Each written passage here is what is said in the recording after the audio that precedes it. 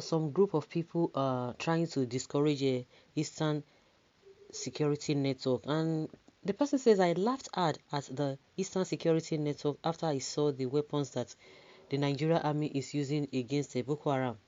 I had the chance to take a look at some of the achievements, weapons, and gallant behavior of the Nigeria Army recently, and what I concluded about my findings were very funny. I will tell you why. I hope we all know that Boko Haram is 1,000 times stronger than the Eastern Security Network. At least, that was my rough conclusion drawn from their battles with the army. Objectively, I am not saying that the Eastern Security Network is a terrorist group yet.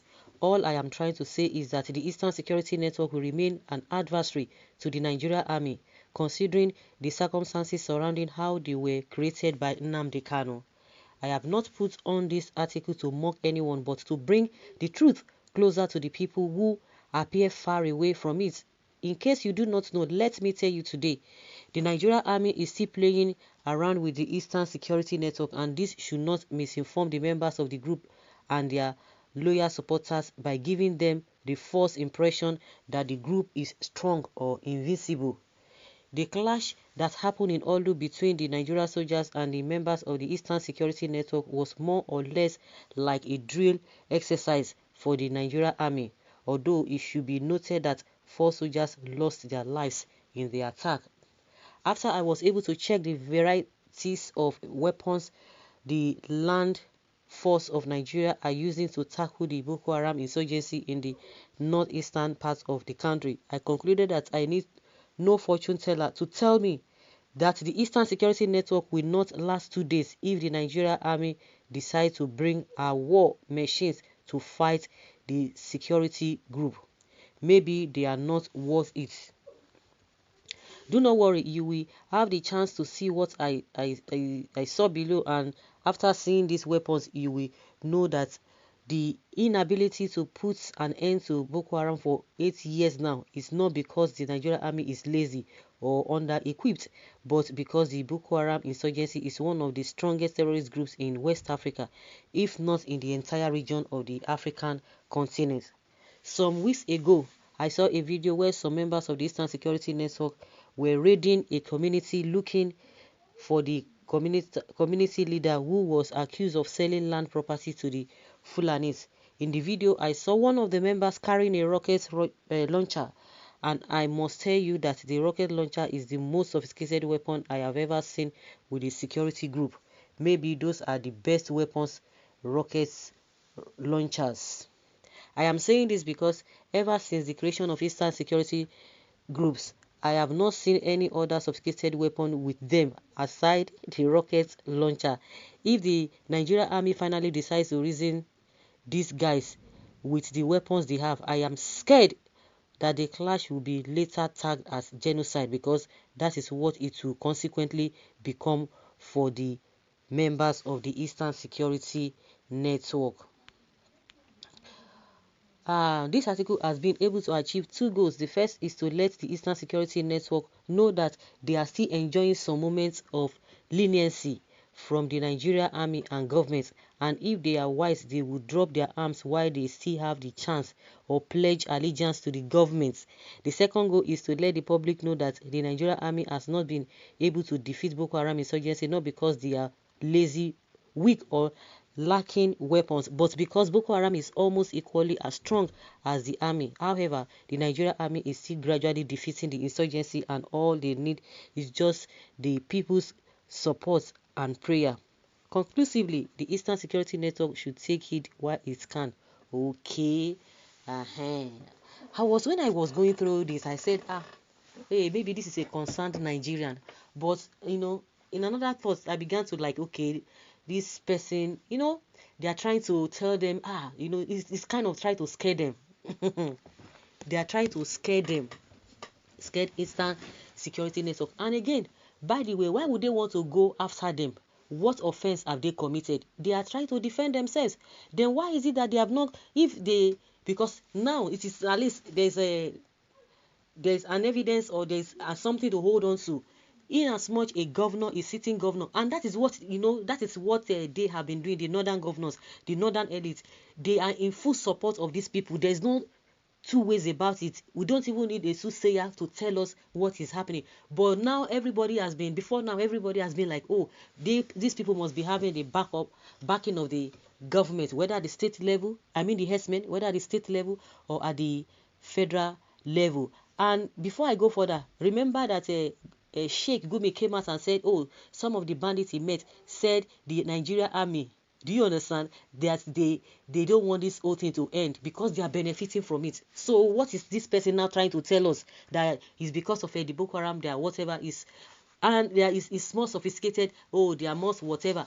So for the past how many years now, they have been on the same issue. And this, if Gumi could tell us that these people related the whole thing to them, that they don't want it to stop. So what are we talking about? So you telling us that it's not because they are lazy. No, you got it wrong. The writer, you got it wrong. People will tell you, don't talk about this thing, talk about something else. If you don't talk, if I don't say it, some other person will still say it. It's already in the public domain. This article is already in the public domain, and I just feel that this, they have this government, they have their keyboard warriors, internet rats, they call them, maybe Twitter rats. They're all over the place. You see that when you talk about this, they will come and tackle it. You'll be surprised that are these people part of Nigerians, that they are going through all of these things. Because even if you have not gone through, or you have not been a victim of all these problems we have been going through, at least one or two persons. You see, every day we talk about it. Everybody talks about it. Both the conventional media house, both the social media, they talk about it. So you think that it is not as serious as you think. Then you begin to understand that these people who are always coming to attack, who are supposed to be united with the people, because from the angle of the government, you know that they are not ready to do anything, they are not serious about anything. Then you now begin to know that these people, you might be surprised, this person might even be from the some of these whatever, whether they are from government, they are from the Nigerian army, who knows? But from the way this person is talking, just trying to advise the instant security network. You people, don't be deceiving yourself, or that you think you are strong, or you are this, or you are that, or then they are defending themselves. Because like I asked from the before, that on what ground do they want to go? Will the army want to go and do attack them or try to fight them? Whereas, are you telling us that the army do not know that S-men are carrying AK-47? They are not aware of it. They are not aware of the cry of the people. Why is it that they have not gone ahead? Because they have not been given order. Because the soldiers, you see, they go by order. They don't just do things on their own. They go by order. So why is it that the government has not given them order to go after all these S-men? That is another question we need to be asking. Because they know that these are the problems that these Fulani S-men are causing. Whether they say all Fulani are criminals, all those ones, now watch just to deceive people. But the few ones that are committing, you agree that some of them, they are few in numbers. But why is it that the Nigeria government has not given the soldiers go ahead to go and get rid of them? Why is it that? So it shows you that what Gumi said is not because they cannot defeat them, but because they can't defeat the Boko Haram, but because they know what they are all doing. So if Esme can have that audacity to be carrying guns, which one of their governors has come out to tell us that this is the reason why they are carrying it. Everybody has been insinuating, speculating, oh, maybe the government is behind them, but at least somebody has come out to take that responsibility that, yes, we are behind these people. So what are we talking about? What are we talking about? So all this trying to discourage the people, based on what now? You are telling them to go back.